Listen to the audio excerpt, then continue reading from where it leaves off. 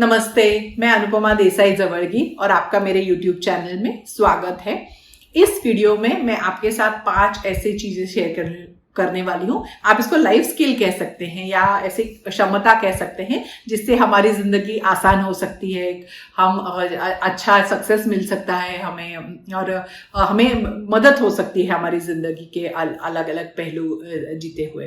तो 5 ऐसी चीजें हैं जो अगर हम अपने में डेवलप करें तो हमें हमारा बहुत फायदा हो सकता है।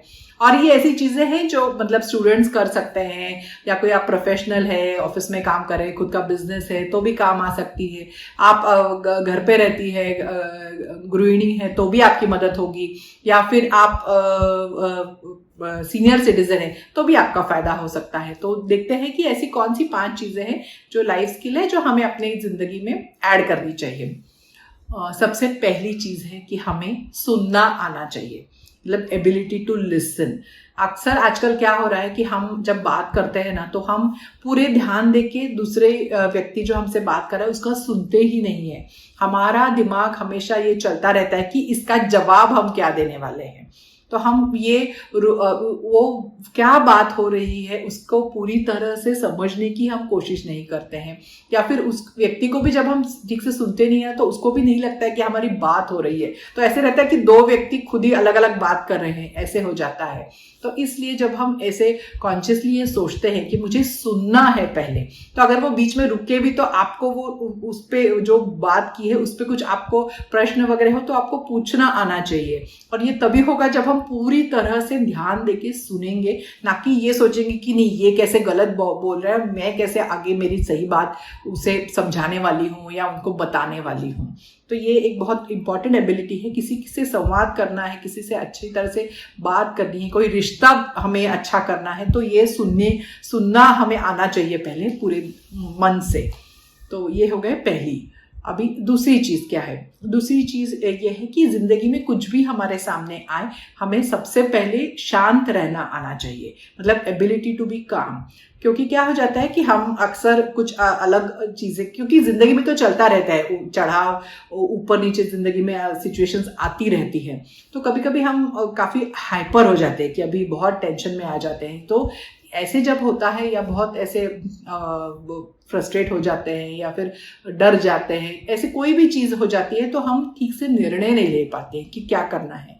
तो ये एक बहुत इंपॉर्टेंट एबिलिटी है कि हमें शांत रहना आना चाहिए। कोई भी परिस्थिति हो सबसे पहले हमें खुद को शांत करना आना चाहिए। एक लंबी सांस लेके हमें फिर सोचना चाहिए कि ये ऐसी परिस्थिति पहले भी आई है, मैं उसमें से बाहर आ गई हूँ।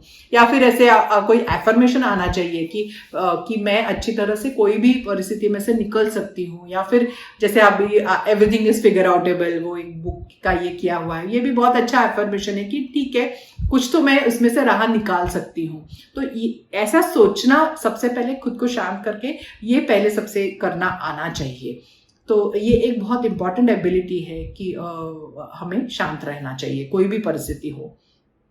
तीसरी चीज है कि हम जो भी चॉइस करते हैं, जो भी कृति करते हैं, उससे पहले हमें वो उसके बारे में थोड़ा सोचना आना चाहिए कि अगर मैं ये करूंगी तो ये होगा, ये अगर मैं चॉइस करूंगी तो उसका परिणाम क्या होगा। तो ये परिणामों का थोड़ा सा विचार पहले हमें करना चाहिए वो कृति करने से पहले। अक्सर क्या होता है कि हम इम्पल्सिवली कुछ भी बहुत चीजें करते हैं, मतलब कुछ शॉपिंग भी करनी हो तो दिखता है तो हम ये भी नहीं सोचते हैं कि हमें वो लगती है ये चीजें, हमें जरूरत है या नहीं, हम खरीद लेते हैं। तो ऐसे मतलब हमारे पैसे ऐसे ही हम बहुत सारी चीजों में ऐसे चले जाते हैं कि जो हम उन चीजों में गवा देते हैं कि जिनकी जरूरत नहीं है, क्योंकि हम सोचते नहीं है उसकी क्या परिणाम हो सकते हैं। या फिर ऐसे होता है कि किसी से हमारी बात हो रही है तो हम गुस्से से कुछ चीजें कह देते हैं किसी को, जो हमें बाद में लगता है कि हमें नहीं कहनी चाहिए थी। अब ये सिर्फ बोलते समय ऐसे नहीं है, कभी कभी हम मैसेज भेजते हैं किसी को या फिर गुस्से से कुछ ईमेल लिख देते हैं। अभी ये पर्सनल इसमें हो सकता है या प्रोफेशनली भी कुछ हो सकता है कि किसी पे गुस्सा करके हम कुछ किसी को कह दे और फिर हमें बाद में लगता है कि ये ज्यादा हो गया, हमने ज्यादा कह दिया, या फिर वो दूसरी व्यक्ति को बहुत बुरा लगता है और हम सोचते हैं कि नहीं, थोड़े ठंडे दिमाग से किया होता तो मैं ये नहीं करती। तो ये और या ये पहले सोचती कि इसका ये परिणाम होने वाला है तो मैं ये नहीं करती। तो ऐसे हमें कोई भी हमारे एक्शन के क्या परिणाम हो सकता है उसके बारे में थोड़ा सा सोचना आना चाहिए, क्योंकि इसमें ये डिफरेंस रहता है कि हम कोई भी सिचुएशन आती है तो हम रिएक्ट कर रहे हैं, मतलब इंस्टेंट हम कुछ उस पर प्रतिक्रिया दे रहे हैं, या हम रिस्पॉन्ड कर रहे हैं, मतलब हम सोच समझ के उसके ऊपर कुछ प्रतिक्रिया दे रहे हैं। तो ये एक बहुत इंपॉर्टेंट स्किल है। अभी चौथा स्किल ये है कि अभी हमें हमारा ही जो एक दृष्टिकोण रहता है कि ये हमारा, ये ऐसा, ये ठीक है, ये गलत है, कुछ भी दृष्टिकोण है, उससे अलग दृष्टिकोण हमें सुनना आना चाहिए। मतलब हम उसको एटलीस्ट समझने की हमें क्षमता होनी चाहिए कि इस मेरे दृष्टिकोण के अलावा भी दुनिया में और यही प्रॉब्लम को, यही परिस्थिति को कोई और दूसरी इससे देख सकता है, उस पर कोई दूसरा उपाय निकाल सकता है।